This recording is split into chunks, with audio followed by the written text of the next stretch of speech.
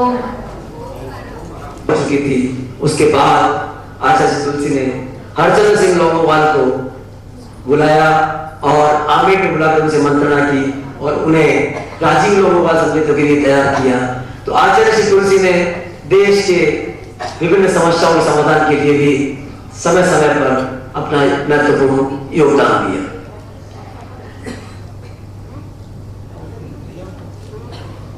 मेरा विनम्र अनुरोध, करबद्ध निवेदन वंदनीय साथी श्री डॉक्टर साध्वी प्रज्ञा सिंह जी से कि वे हमें प्रेरणा बातें प्रदान करें।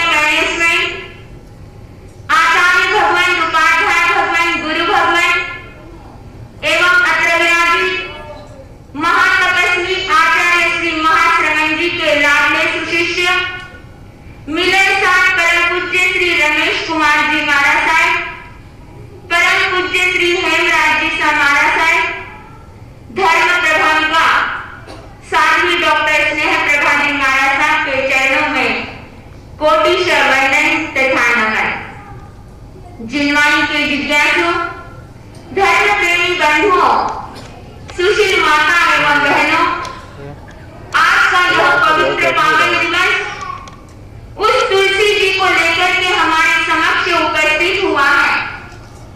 जन्म शताब्दी समारोह के लिए हम आज इस प्रांगण में एकत्रित हुए हैं। भाग्यशाली है हम कि इस चतुर्विध संघ की उपस्थिति के अंदर उन महान गुरुओं के गुणगान को हम याद कर रहे हैं। बंधुओं, दुनिया के अंदर जन्म तो सभी का होता है, लेकिन जिसके जीवन में त्याग है, संयम है, सदाचार है, नैतिकता है और इस तरह से जिन्होंने परीक्षा से घबराकर नहीं, संकटों का सामना करके तिन्नान तारियान खुद भी तिरे और दूसरों को भी तारने का मार्ग बताया। मैं भी भाग्यशाली हूँ। पूना के अंदर जब आचार्य तुलसी जी पढ़ाए थे, उस समय मैं बहुत छोटी थी। गुरु होना बहुत आवश्यक है। एक बार रामचंद्र जी जब वनवास के लिए निकले थे, क्योंकि श्री रामचंद्र जी को 14 साल का क्या मिला? वनवास मिला। चलते चलते नदी पार करनी थी और हम भी आज इस सागर के किनारे ही बैठे हैं। नदी पार करने के लिए जैसे ही जा रहे थे, उस सेवक को कहा, लक्ष्मण ने, भैया हमें ये क्या करना है, नदी पार करनी है। आप वो डर जाएंगे तो क्या कर देंगे, पवित्र कर देंगे। लेकिन सुना है कि जिन्होंने अहिल्या का भी उद्धार कर दिया है, तो मेरा भी क्या हो जाएगा, उद्धार हो जाएगा और ये मेरी जो रोजी रोटी है उसमें मुझे क्या मिलेगा, और भी आशीर्वाद मिलेगा। ठीक है, वो सारे की सारे तीनों ही, श्री रामचंद्र जी, लक्ष्मण और सीता, तीनों ही बैठे और वो अपना क्या चला रहा है, नाव चला रहा है। नाव चलाते चलाते मजाक सूझी और उसने कहा, बताओ आप मुझे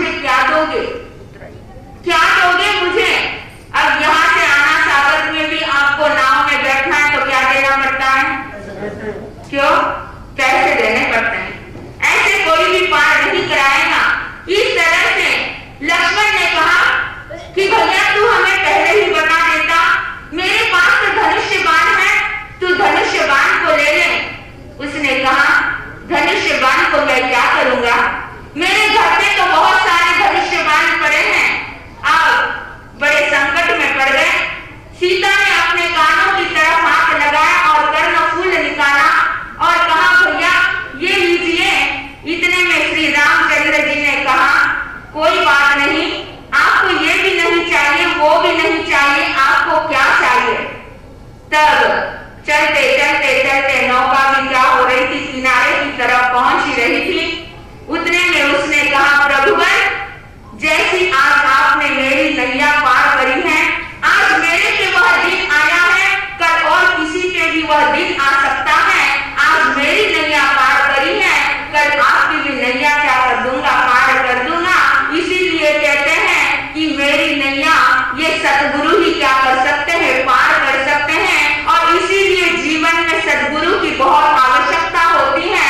हमारे पास पैसा है, हमारे पास आलीशान बंगले हैं, हमारे पास खाने पीने की कोई कमी नहीं है, लेकिन जब तक हमारे जीवन के अंदर गुरु का छत्र छाया नहीं है तो उसका जीवन बेकार है, उसकी संपत्ति बेकार है। और यही जो गुरु होते हैं वो हमारे अज्ञान और अंधकार को क्या कर देते हैं, मिटा देते हैं।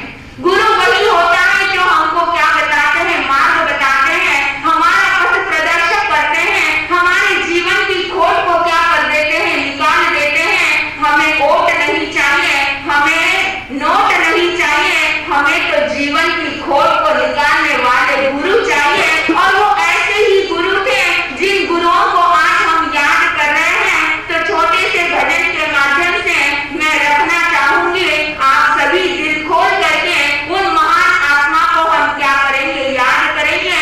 उनके गुणानुवाद को हम क्या कर रहे हैं, गा रहे हैं। बंधुओं, गुलदस्ते में बहुत सारे तरह तरह के फूल होते हैं, लेकिन सारे ही फूल क्या नहीं होते, एक जैसे नहीं होते। कोई गुलाब का है, कोई चमेली का है, कोई मोगरा का